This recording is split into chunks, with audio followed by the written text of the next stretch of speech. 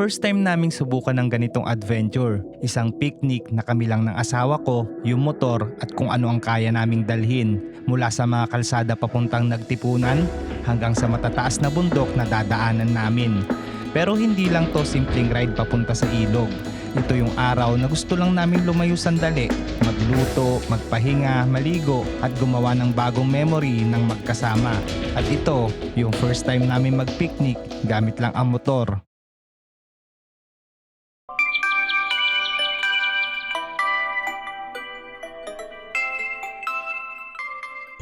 Yan mga tol, good morning. Gigising ko lang. Medyo makulimlim yung panahon ngayon. May pupuntahan kami ng asawa ko. Magpipiknik tayo mga tol.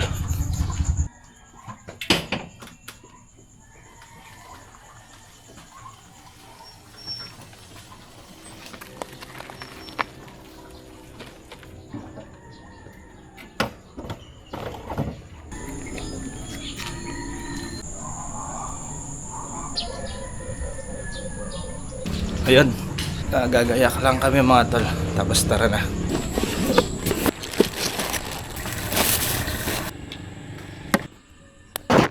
Yun no.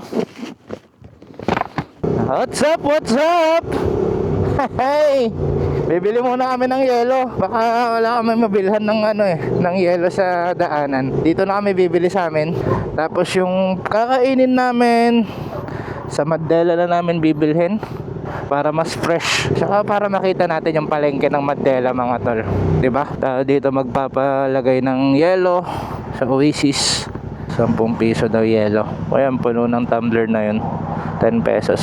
Ox na rin, 'di ba? Hindi na matutunaw basta-basta yung yelo kasi malapit lang naman ang pupuntahan natin. Punta pala tayo Nagtipunan. Gawagan River. Malapit lang naman yun. 1 hour siguro kung talagang mabilis ang biyahe. Pero syempre, chill lang tayo mga tol. Enjoy lang natin yung view. Let's go! Woo! Following the sun, we don't need a plan. Running out of time, but we don't give a damn. Following the sun, your body and mine, golden in your eyes. Yeah, you feel like long days, no sleep. You stay on me, slow waves, heartbeat on repeat. No name, no past, just make it last. Too close, too fast, we burn, we crash. No brakes, we slide. Low light, you shine. One touch, that's it. We're locked inside. Following the sun, we don't need a plan. Mandela na tayo. Ito na ang town proper. So, need natin kumaliwa dito para makapasok mismo sa palengke. Dito na tayo kakaliwa pala.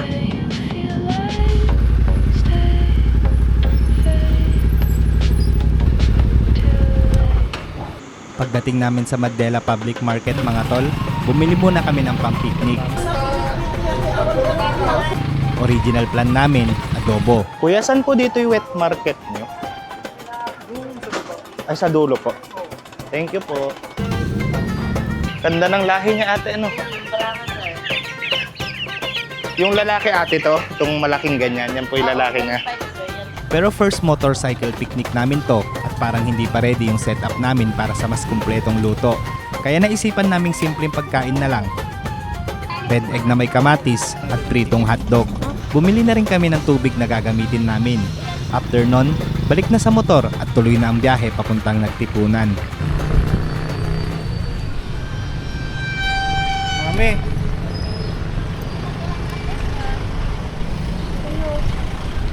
Yung mic nito. Dito lang pala yung mic guys. Kinabahan ako. Dito lang pala yung mic oh. Alis na kami mga tol. Tapos namin mamalengke mga tol. Bumili kami ng red egg, tapos kamatis, tapos hotdog. Okay na yun. Parang maganda naman yung daan dito nung nakaraan. Nabakbak na naman. Parang wala namang pangit na daan noon dito kapag kakatanda ko. Grabe! Ganda! ganito kalinis mga tol ang daan dito. Kaya ang sarap talaga mag-ride dito sa Panagtipunan. Hindi naman nagtipunan, basta dito sa Quirino. Lapit na tayo sa papasok ng Nagtipunan mga tol. Kakanan na tayo mga tol. Ito siya oh. Kanan tayo dito guys. Every summer Sunday, everything is gone. I can never see you, but you hold in my eyes. Medyo marami ring ahon dito eh. Lalo yung papunta ng Mactol Falls mga tol. May isang bundok doon na matarik talaga ang aahunin. And I don't want Wow! Ayan no. Diba? Ang ganda ng Nagtipunan. I just wanna be here. And I just wanna be here. And I just wanna be here. By myself. Alam mo talagang nasa Nagtipunan ka na pag panay bundok na nakikita mo bigla eh. Elephant who won't heal. Pinakamalawang na na bayan dito sa Quirino Province mga tol. Hindi lang siya pinakamalawang, tourism capital din siya ng probinsya ng Quirino mga tol. So pag pumunta ka dito, alam mo na marami talagang magaganda. Hindi naman siya tatawagin tourism capital kung hindi maganda, di ba mga tol? Ayun, bundok pa lang yan, nakikita natin ha.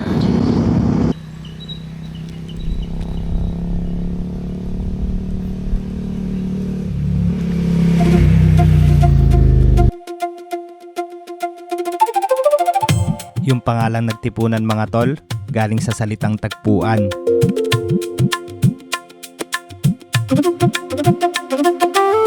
Dito kasi nakikita ang ilang malalaking ilog na dumadaloy papunta sa Cagayan River.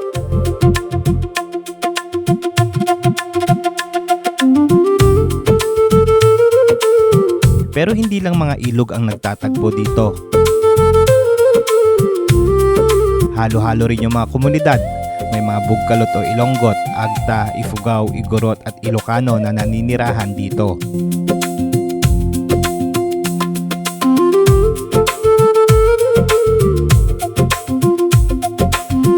Dito na tayo sa bayan na Nagtipunan mga tol.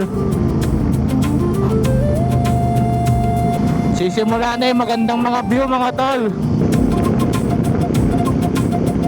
Ay, landingan na tayo mga tol.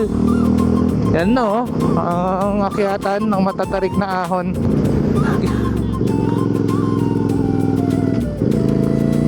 Basic. Iba talaga ang manual pag umaahon mga tol. Ito mga tol, landingan to. Pumunta na tayo dito dati. Tara, diretso na ulit tayo mga tol. Lapit na tayo sa pupuntahan natin mga tol. Oh, ganda oh. Grabe mga tol. Oh, oh. Diba? Ang ganda. Ang galing. Ganda.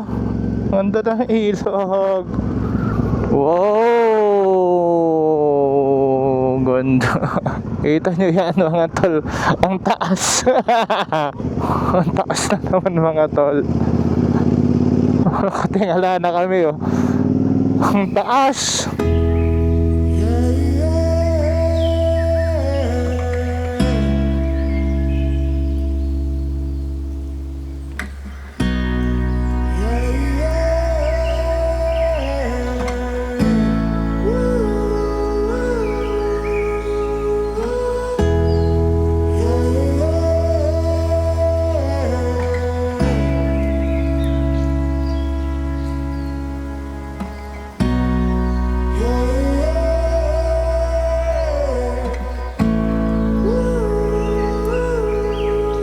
Merienda na rin saglit mga tol. Tapos na rin magpalipad ng drone. Nakita ko kanina sa drone, malapit na lang siya.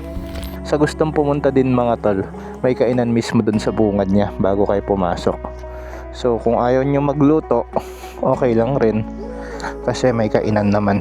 Yan na mga tol. Malapit na tayo. Dun sa pagitan na yon, 'Di ba? May bundok diyan, may bundok diyan. Yung pagitan nun, doon tayo pupunta.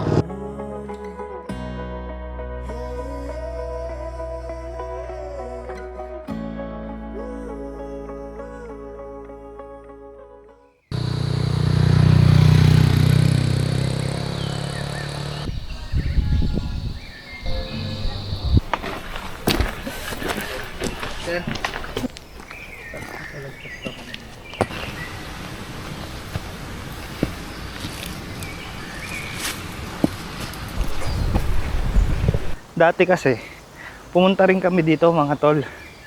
Kaso diyan lang kami pumunta sa baba. Doon kami pumasok sa kabila sa may restaurant. Kaya ang dapat palang pasukan dito pala.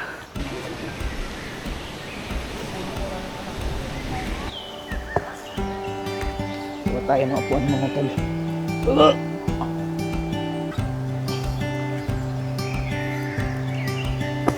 May upuan na kami mga tol. Uy, Dodi! Napulat pa. Dodi! Ang lalaki ng langgam.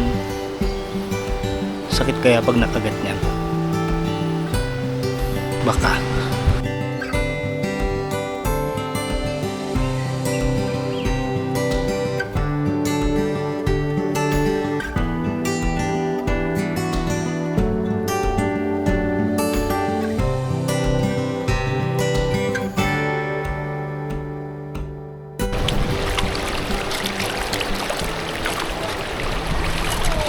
Wala kaming nadalang pang-urong, sa bahay na lang nilinisan ng totoo. Ang mahalaga na hugasan natin. Supot na natin to mami para ready na mamaya. Ayusin ko na rin tong pinaglutuan. Ito tiga ano lang to 200. Nabili lang sa namin sa palengke. Pero 'di ba? At least kung gusto mo ng ganitong trippings, may lutuan ka. Charan! Ito yung brand mga tol ng paglutuan namin. Hindi ko mabasa. Fed bird, dead bird, yet bird. Yan, basta yan.